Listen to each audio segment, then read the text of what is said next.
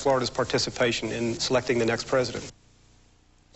Strongly signaling, Senator Levin, that the Florida legislature may just decide that they're going to send the electors to Washington to support Governor Bush, irrespective of what the courts may decide. It sounds like they may decide to try to end run a Florida Supreme Court decision, should there be one, favoring the manual recount of all valid ballots. But I don't think that's going to be credible. The American public has confidence, I believe, in nonpartisan institutions in this kind of a situation, and that means the U.S. Supreme Court and the Florida Supreme Court, and that's what I think will ultimately carry the day, whatever those two Supreme Court opinions are, the most important one probably being numerically in Florida, but very important in the United States Supreme Court, both because a few hundred ballots could be impacted, also because of the momentum that it could give either one.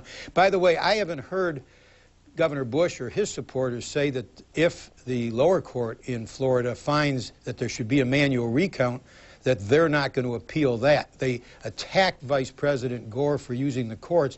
They use the courts equally. They are the ones who started the Supreme Court case, as I said, and the federal court case. And I'd like to hear them say that they won't appeal if there's a finding against them by this lower court. I think both sides would appeal. Senator Levin, thanks for joining us. We're going to go back to the Leon County Circuit Court. Judge Sanders Sauls is now reconvening to hear final closing arguments. Let's listen.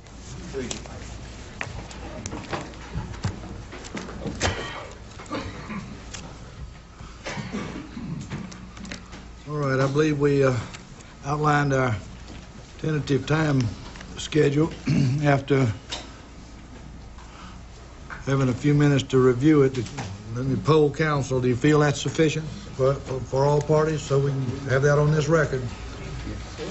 This is satisfactory to all parties. All right, then let's proceed.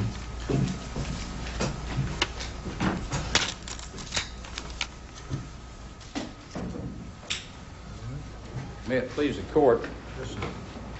First, let me say that all counsel appreciate bringing this case as rapidly as you could to a conclusion of sorts here today, at least in this court, if we go forward from here. Cooperation of highly skilled counsel. Thank you.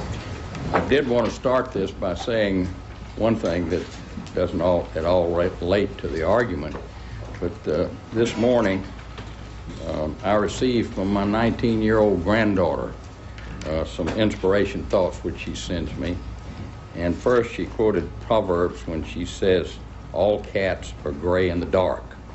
Now, I don't mean to say that this case reminds me of Proverbs, but it certainly gives us a start here as we go, because we are after dark. And then she also sent me another one from Proverbs which said, "The best of men are but men at best." And I trust when we end, we'll be the same way. Then she sent me a personal one that's based on Psalms, which I'm going to keep private. But it reminded me at least of the great burden that we have here today, that Your Honor has and all counsel, and how hard everybody's worked to try to get a just result for their clients and for others, so that we do arrive at what can be a good decision to move this case to the end. And I'd like to point out to the court that the balance of the argument, with the exception of the Nassau County matter, will be argued by Mr. Boyes. And I will just briefly touch on Nassau County to point out that this is not a case where there's some technical application of this statute.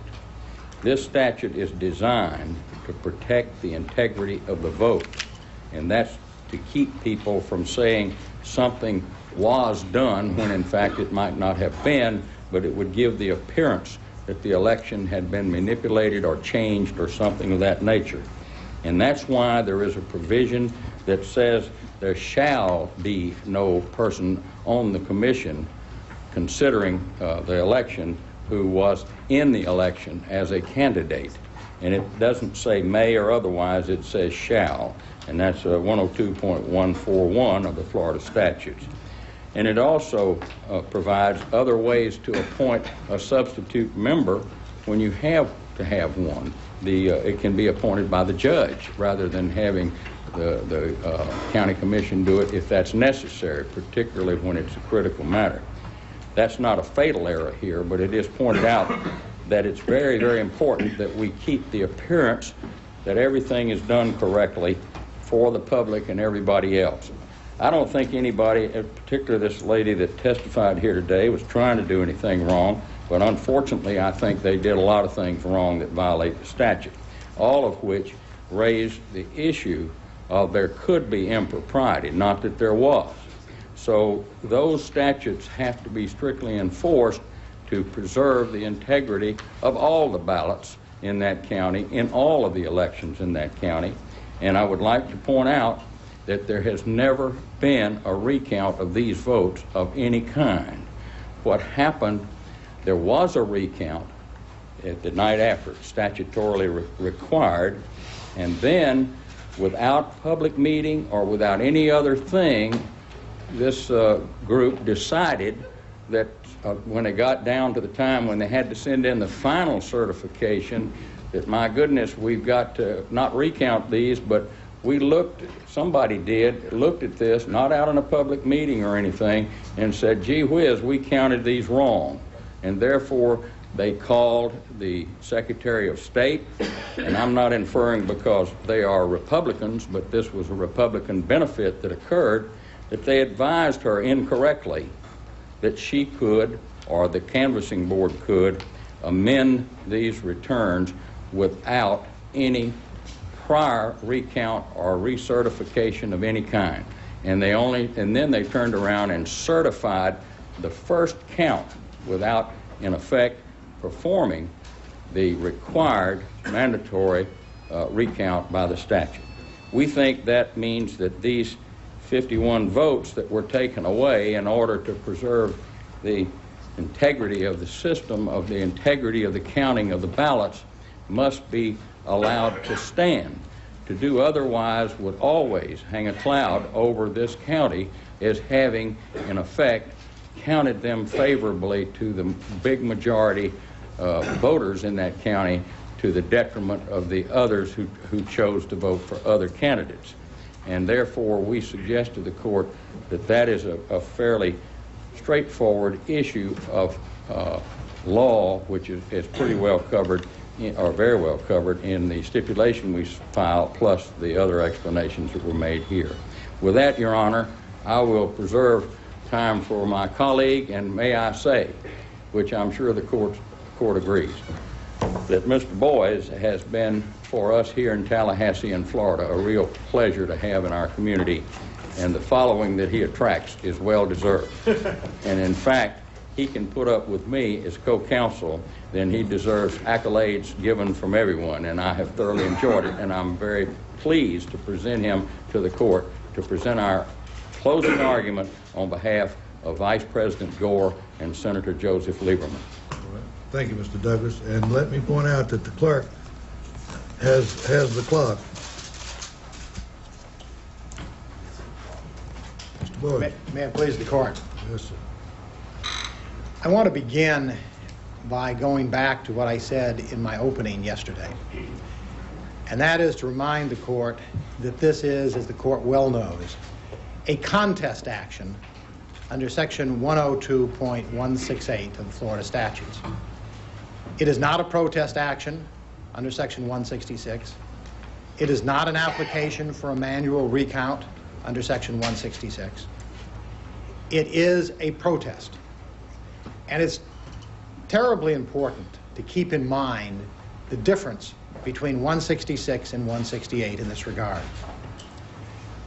Section 166 talks about manual recounts, and it talks about the obligation of a canvassing board to consider the possibility of a manual recount, to make a decision as to whether to do a sample, if the sample turns up enough votes to be meaningful to the election, to then undertake a mandatory recount of all of the ballots.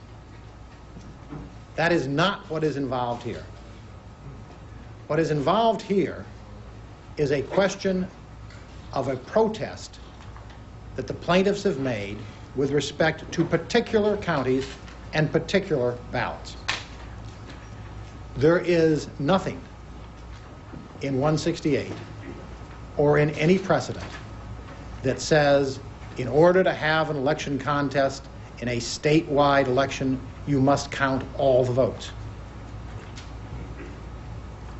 Indeed, there are many, many cases of election contests under Florida law in which the courts have counted far fewer than all the votes. Sometimes as few as 2 or 3 or a dozen or 20. Sometimes several hundred, sometimes several thousand. But we are not aware of any authority, and I'm sure that if the defendants have any authority, they will cite it to the court, that says that in a statewide election, in order to have a contest, an election contest under 168, you have to recount all the votes. Let me turn to the issues that we have contested. And let me begin with Palm Beach County, because I think Palm Beach County ought not to take a lot of time given the record that we have established. First, the court will remember that Governor Bush's counsel told the court earlier this week on the record that they did not have any problem with the way Palm Beach County had conducted their recount. They thought that Palm Beach County had exercised their discretion properly. And the court heard Judge Burton testify that they had identified 215 net votes for Vice President Gore and Senator Lieberman as a result of a recount analysis that was designed to determine whether they could ascertain the clear intent of the voter. And the court heard Judge Burton, called by the defendants, testify that they had been able to identify the clear intent of the voters such to add a net 215 votes to Vice President Gore. There is no contrary evidence. There is no evidence in this record that suggests that those 215 votes are not legal votes that need to be included. And those votes are, of course, votes that are not included in the certified results. So we begin with 215 votes that the record is now undisputed are legal, valid votes in which the intent of the voter has been clearly demonstrated. Now, it is arguable whether or not those votes should have been included by the Secretary of State on November 26th. We obviously think they should have. We think that the Florida Supreme Court decision compelled the Secretary of State to accept at least the votes that were certified as of 5 p.m. on that date. We think the Supreme Court's decision a dozen years ago in State against Chappelle compelled the Secretary of State to accept returns that were 90 minutes, 120 minutes late. But whether we're right or the Secretary of State is right is fundamentally irrelevant at this stage. Because at this stage, the question is not should those votes have been certified or not, should they have been included in the certification. The question here is simply, are those legal votes that have not been included? And there can be no doubt that they've not been included. Everybody says that. And now there cannot be any doubt that those votes are legal votes. You have the uncontradicted evidence from Judge Burton, and you have the statement from Governor Bush's counsel. Now let me turn to the Palm Beach County votes that we do contest, the 3,300 votes.